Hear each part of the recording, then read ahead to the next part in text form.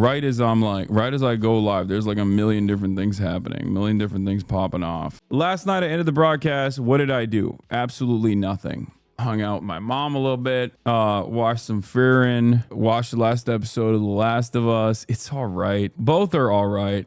I still haven't finished rehearsal. I got to catch up with that. I am flying this week, so obviously I'll probably have time to catch up when I'm flying this week, so that's good. Oh, quote this. Here's your blast off. Andrew Tate and his brother Tristan have been charged with 21 counts of offense by UK police. Hey yo. I feel like Andrew Tate and them, like the Tate brothers, are gonna be prosecuted in pretty much every country except for like Dubai. Like they're just slowly but surely, every place that they go to, they end up getting charged because they just can't help themselves, I guess. They can't stop themselves. Like it's just impossible for them. And eventually it's just going to be like every country in the Western world is going to have active charges on them. And so they're just going to have to stay in Dubai. They're going to be pardoned or that. Maybe Trump will pardon them. No, he's not going to do that. That's crazy. Here's Jake Tapper revealing something about his son that I find really interesting. Okay.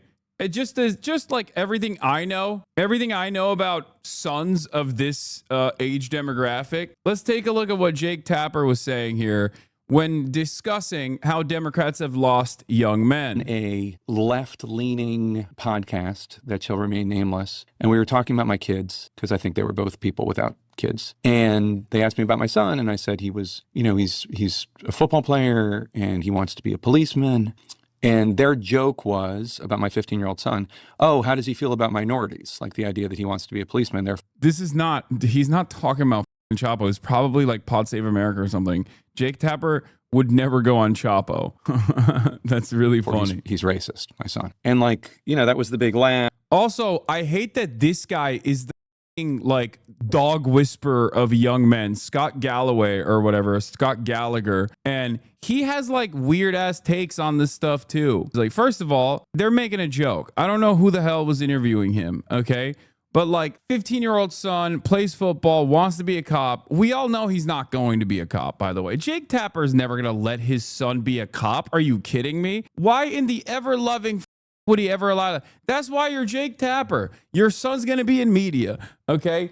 Your son is either going to be in media or immediately get like a cushy staffing job with like a high-level DC person and go through that and then maybe become a senator one day, okay? Let's be real. Your son is not becoming a police officer. He's 15 years old.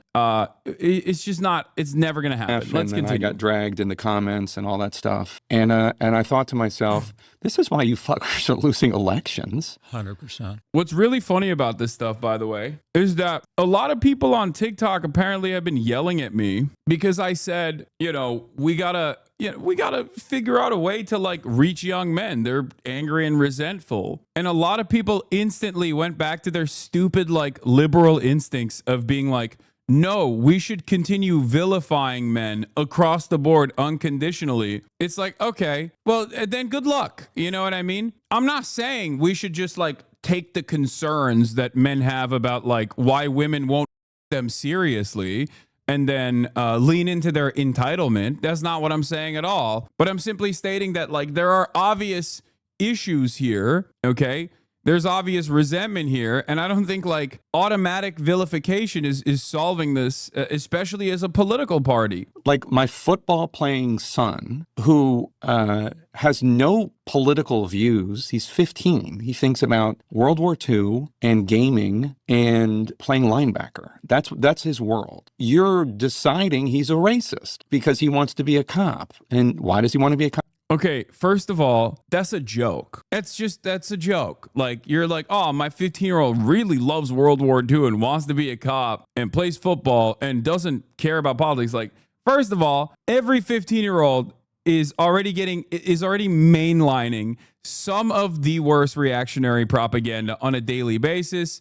Let's be real. You're a bad parent if you're oblivious to this reality. Ask your son what he thinks about women. If he says they're all then they are watching every bad every bad manosphere podcast that's out there, okay? My son's not into politics. He's into World War II, wanting to be a cop, and also gaming, your son's watching Asmongold. Okay, your son is watching Asmongold for sure. But he plays football, so he probably doesn't watch Asmongold. He probably watches Andrew Tate, which, again, adjusted to how terrifying the situation is, adjusted to how bad things are, I think, I guess like Aiden Ross might be preferable, like salvageable, because like that's a thing that they encountered because it was the cool thing to do. You know what I mean? Because that's what young boys care about: being cool and being and fitting in. And if that's like the domineering force in your age demographic, then you might have found yourself in the throes of this kind of politics specifically because you thought it was cool or because all of your friends were doing it, and therefore you could probably get out of it. Okay, MAGA cosplays as the working class, the Dems cosplay as anti-racist. This is a pretty reductive but decent way of looking at it. He wants to be a cop because he wants to help people, and he thinks that's the best way he can help people. And that's how the Democratic Party talks to men. You don't go after their bad role models like you used to, but their behavior is pretty pathological. They're pampered and pandered to constantly. What? I don't think you understand. And this is something that I say all the time. I want universality. I don't care. If you think that like the things that I'm advocating for are specifically tailored towards young men's false sensibilities, you're delusional. That's not what I'm saying. Okay? That's not what I'm saying at all. This is why universal programs are important. This is what I mean. I'm simply saying that the Democrats running, right? The Democrats running for office cannot try to present themselves as an anti-racist party only by claiming that their enemy is white men, okay? You're not doing anything. You're not even doing anti-racism.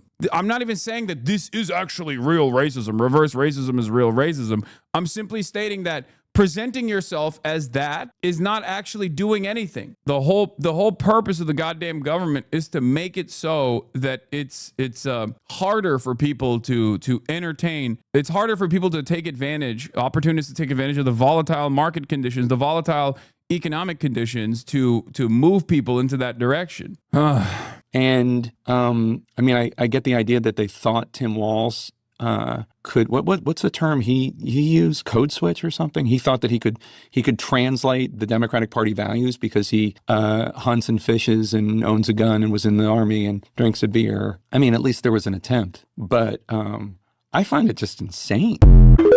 I don't remember Democrats saying that. I know, but how so? That's what the Republicans say Democrats do. Yes, that is. Have you ever taken note of how there is this cartoonish depiction of like woke that right-wing circles will oftentimes cast the entire progressive movement with, and then sometimes leftists will adopt that cartoonish depiction and will end up leaning into it for no discernible reason? Do you feel like this is something that liberals do sometimes? It sounds like you agree with Jake Tapper then. No, I don't. I think I have a more nuanced approach to this than Jake Tapper, because Jake Tapper himself is a person that only thinks Jake Tapper himself is also conservative and also presents himself as a hurdle in front of what the Democrats must do in order to create a broad coalition. Okay? Democrats believe the Republican framing DEI hurts white men, when in reality, more often than not, they just never message broad general policies that will connect the white men. Exactly. Universality is the best approach here. That's why I always advocate for universal policies. Okay? But when you bring that up, when you bring up universal policies, like one of the greatest examples during 2016 and in 2020 was the way that Democrats counter-messaged against Bernie Sanders. That's what I'm talking about, okay? When they counter-messaged against Bernard Sanders, they did it on the virtue of Bernie bros. Bernie bros are dangerous. Bernie bros are bad. Bernie bros are misogynistic. Bernie bros are sexist. And that was effectively a way to weaponize identity politics in the silliest fucking ways possible against a dude who was advocating for universal policies. Now, why is that significant?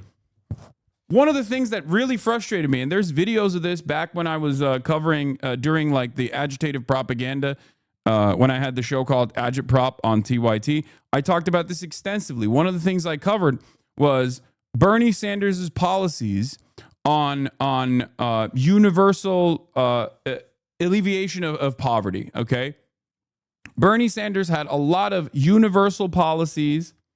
Bernie Sanders had a lot of universal policies that would overwhelmingly target black and brown communities, right? But he never actually said he was overwhelmingly and directly targeting black and brown communities. And the media would consistently turn around and say things like, well, where's your criminal justice reform? You're not talking about criminal justice reform. He was, right? Of course he was. But once again, the idea that liberals presented was the only way to cut policy for black people is by talking about how you're going to get black people out of prison, which is inherently a fucking insanely racist way to approach the subject. Okay.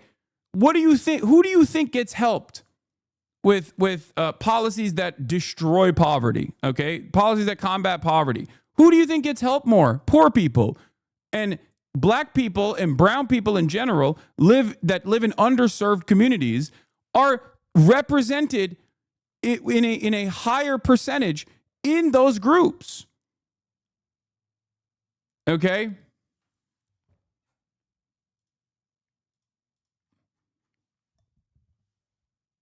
That's it.